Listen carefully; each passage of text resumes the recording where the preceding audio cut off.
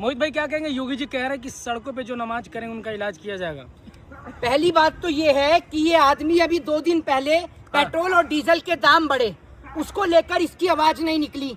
ठीक है, बच्चों का पेपर लीक हुआ नीट का तो इसकी आवाज नहीं निकली, लेकिन जैसे ही हिंदू मुसलमान का कार्यक्रम होता है वैसे ही इसकी तुरंत आवाज निकल जाती है। ये प्रदेश का मुख्यमंत्री है, भारत की सबसे ज्यादा जो जनसंख्या है वो उत्तर प्रदेश की है, लेकिन प्रदेश का मुख्यमंत्री एक बार भी नहीं बोलता कि 22 लाख बच्चों ने नीट का एग्जाम कंटेस्ट किया और वो एग्जाम का पेपर लीक हो जाता है, उस पर इसकी आवाज नहीं निकलती। पेट्रोल और डीजल और सीएनजी के दाम महंगे हो जाते हैं तो इसकी आवाज नहीं निकलती। दूध पर 2 रुपए महंगे हो जाते हैं तो इसकी आवाज नहीं निकलती, लेकिन जैसे ही हिंदू मुसलमान होता है वैसे इनकी तुरंत आवाज निकल जाती है। आप मुझे एक बात बताइए, अभी आपने देखा उत्तर प्रदेश के अंदर वकीलों के ऊपर लाठीचार्ज की गई? नहीं, आप मुझे ये बताइए कि एक वो अनपढ़ जाहिल गवार मेंबर ऑफ पार्लियामेंट, इनकी पार्टी के नेता जो अनपढ़ जाहिल और गवार हैं, उनको तो जीतने के बाद नई नई आलीशान कोठियां लौट कर दी जाती हैं और वकीलों के बैठने के लिए चैम्बर तक नहीं है, और जो चैम्बर है उनको अतिक्रमण ये बता देते हैं। वहीं अगर किसी नेता की कोठी का लेंटर बाहर निकला हो तो उसको कोई नहीं तोड़ता। भाई मुख्यमंत्री से कोई पूछे कि आपकी क्वालिफिकेशन क्या है, आपकी एजुकेशन क्या है? आपकी पार्टी के अनपढ़ जाहिल गवार नेता जिनको सैल्यूट करते हैं पढ़े लिखे आईएएस, आईपीएस और पीसीएस, आपकी औकात क्या है? आप इस देश के वकीलों के ऊपर लाठी और डंडे चार्ज कर रहे हो और हिंदू मुसलमान के मुद्दे पर आप बोल रहे हो। आप मुझे सड़कों पे नमाज पढ़ेंगे ये ठीक है क्या? नहीं, आप मुझे ये बताइए, ये सड़कों पे नमाज और सड़कों पर जागरण, माता रानी की चौकियां, ये कोई आज ही हो रही हैं क्या? ये कोई नहीं हो रही हैं? इस देश के अंदर जब से देश आजाद हुआ है लोग सड़कों पर ही जो है माता रानी की चौकियां लगती हैं, जागरण होते हैं, पूजा होती है, हनुमान चालीसा के पाठ होते हैं, सुंदरकांड के पाठ होते हैं। ये नए नवेले हिंदू आए हैं, ये नए हिंदू आए हैं जो देश में दंगे कराने के काम कर रहे हैं। इनका कोई और काम नहीं है, इनका काम ही यही है। ये मुख्यमंत्री अभी कुछ दिन पहले नीट का पेपर लीक हुआ, इसकी आवाज निकली, ये गूंगा हो गया था, गूंगा।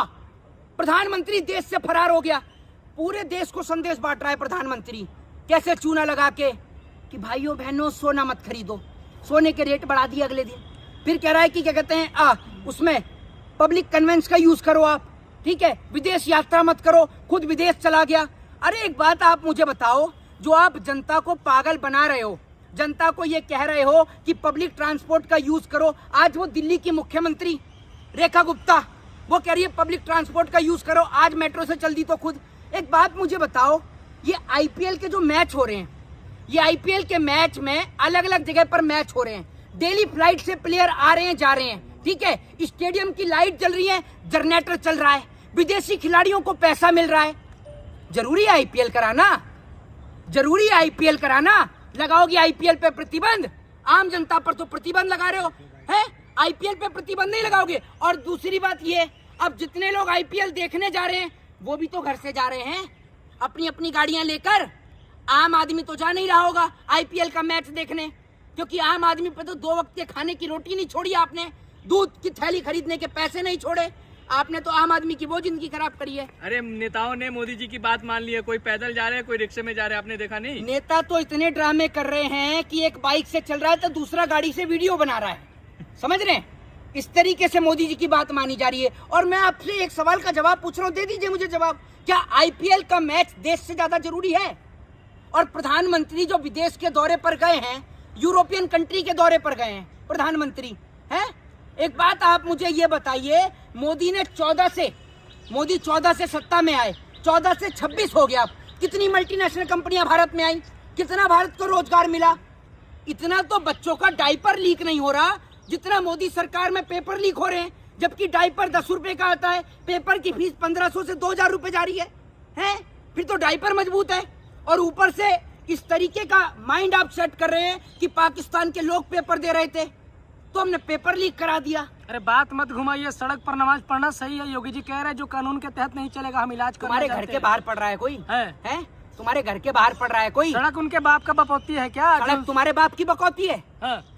तो यह नेताओं के बाप की बकौती है? जनता टैक्स का पैसा देती है? ये नेता मंत्री काय का टैक्स दे रहे हैं? ये अनपढ़ जाहिल गवार रेपिस्ट बलात्कारी चोर डकैत है तुम्हारे बाप के पैसों की है, इनके बाप के पैसों की है, नेताओं के, जनता के पैसों की सड़क है। और जनता से पैसा लेकर, टैक्स लेकर सड़क ऐसे बना रहे हैं, पुल ऐसे बना रहे हैं जो गिरे जा रहे हैं। और नमाज, हनुमान चालीसा, सुंदरकांड का पाठ, ये देश में पहली बार नहीं हो रहे। ये पहली बार नहीं हो रहे। जब तुम्हारे और तुम्हारे बाप दादा भी नहीं थे ना, जब देश आजाद हुआ तब से हो रहे हैं। और जितना हिंदू मुसलमान करते हो, ये यूसुफ भाई हिंदू थे, लुलु मॉल में जो घूम रहे थे उनके साथ, तब तो नहीं दिखा आपको है?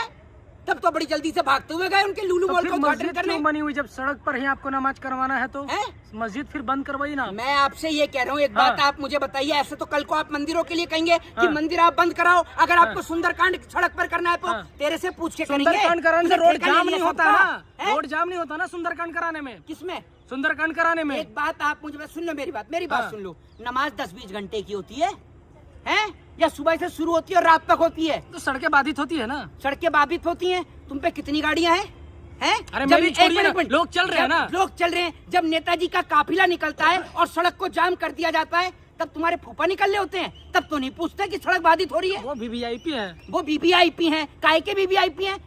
चमचा है हमारा नौकर है। देश का प्रधानमंत्री हमारा नौकर है। हम राजा आदमी है।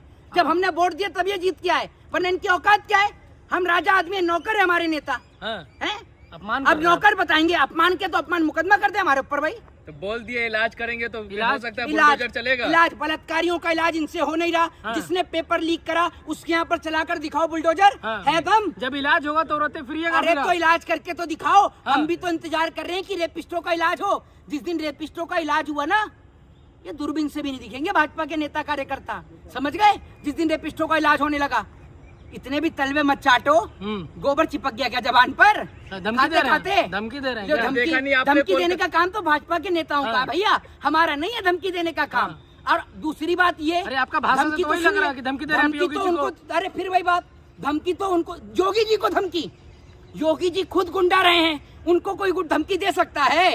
वो गृह मंत्री खुद तड़ी पार रहा है, मतलब चोरों को धमकी, चोरों के घर चोरी। वाह, क्या गजब की बात कही आपने। हम तो कलम के सिपाही हैं, हम तो कलम की बात करेंगे। और हम तो ये कह रहे हैं कि सबसे पहले बुलडोजर बलात्कारियों के यहाँ चलाओ, दूसरे नंबर पर पेपर लीक वालों के यहाँ चलाओ। और तुम ये बताओ, तुम तो पत्रकारिता कर रहे हो, पत्रकारिता करते हो, कलम की बात कर रहे हैं और जातिवाद की बात कर रहे हैं आप। लो, जातिवाद की बात हो गई। कौन सी जातिवाद की बात कर रही है? छाती फट रहा है कि सड़क पर नमाज नहीं होने दिया जाएगा। चाची, छाती फट रहा है आपका कि सड़क पर नमाज नहीं होने दिया जाएगा। मेरा छाती फट रहा है? तुमने छाती कैसे फटते हुए देखिए? बिलबिला रहे हैं ना आप, बिलबिला रहे हैं। तबीयत तो तुम्हारी खराब लग रही है मुझे, समझ रहे हो? इतनी जलन हो रही है कि अगर मेरी जेब में भी बर्नॉल होती तो सारी लगा लेते आप। इस तरीके से आपकी हालत खराब हो रही है। मुझे तो ऐसा लग रहा है कि सवाल मोदी और योगी से ना पूछ के डायरेक्ट इनके पापा से पूछ रहे हूँ। आपके पापा का नाम भी मोदी योगी है, इसलिए इतना घबरा रहे हो आप। तो आप पत्रकार कम और सरकार के दलाल ज्यादा लग रहे हो, समझ रहे हो? पत्रकार मत बोले करो, अपना भाजपा का प्रवक्ता बोले करो। बात मान लेंगे तो क्या होगा? अगर सड़क पे नमाज नहीं पढ़ेंगे तो क्या हो जाएगा? एक बात आप मुझे बताओ, सरकार जो है एक जगह को निर्धारित कर दे, इतने बड़े बड़े ग्राउंड है, निर्धारित कर दे, वहाँ पर पढ़े, वहाँ पर पढ़े। तो मस्जिद बना है ना भैया, आप मस्जिद में नमाज पढ़िए ना। एक बात मैंने कहा क्या, 2 शिफ्ट में नमाज पढ़िए, 3 शिफ्ट में पढ़िए। पहले मेरी बात सुनो, जब मस्जिद फुल हो जाती है तभी तो लोग सड़क के बाहर आते हैं। कह तो रहे डबल शिफ्ट में पढ़ो, ट्रिपल अब शिफ्ट मेरी में बात पढ़ो। सुनो, जब सरकार को इतना ही दिख रहा है कि ठीक कर देंगे, अबे जहाँ सरकार को ठीक करना गया था सरकार दिख भी नहीं रही थी। जब प्रयागराज में कुंभ लगा ना, जब भगदड़ मची, समझ रहे? और जब हिंदुओं के पास रहने की जगह नहीं थी, तब उन्हीं मस्जिदों के दरवाजे खोले गए। और आप जैसे तलवे चाट और भड़वागिरी करने वाले सरकार की, समझ रहे हो, दिखाई भी नहीं दे रहे थे वहां पर। जो अपने आप को हिंदू बताते हो ना, है इतना दम कि किसी हिंदू का घर पाल सको, किसी की गरीब बेटी की शादी करा सको। प्रयागराज में जब भगदड़ मची तब मुसलमान भाइयों ने मदद करी, उन्होंने अपनी मस्जिदों के ताले खोले, अपनी मस्जिदों में लोगों को ठहराया। उस वक्त आप जैसे लोग कहाँ पे? तो मस्जिद में ठहराने के बाद लाइसेंस मिल जाता है क्या कि सड़क जाम करके नमाज पढ़ो? नहीं तो एक बात आप मुझे ये बताओ, मुझे ये बता दे, नमाज जो है 2-3 घंटे की होती है, नेताजी पे लाइसेंस है कि पूरा रोड जाम कर देंगे? है नेताओं जी की जब रैली होती है, जब उनके लंबे लंबे भाषण होते हैं, तब सड़क जाम नहीं होता? या मोदी तुम्हारा फूफा है कि फूफा से सवाल नहीं करोगे? हैं? चाचा है तुम्हारा, भतीजा हो मोदी के तुम। अरे बंगाल में बीजेपी की सरकार आई है, अब कोलकाता में नमाज पढ़ने नहीं दिया जा रहा है, सड़कों पे देख नहीं रहे क्या?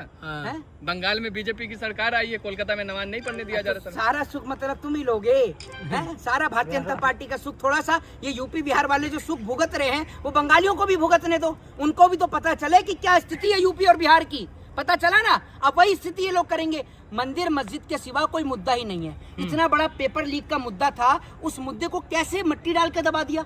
आप सोचो, देश में पेट्रोल और डीजल पर 3 रुपए बढ़ गए, कोई चर्चा ही नहीं है।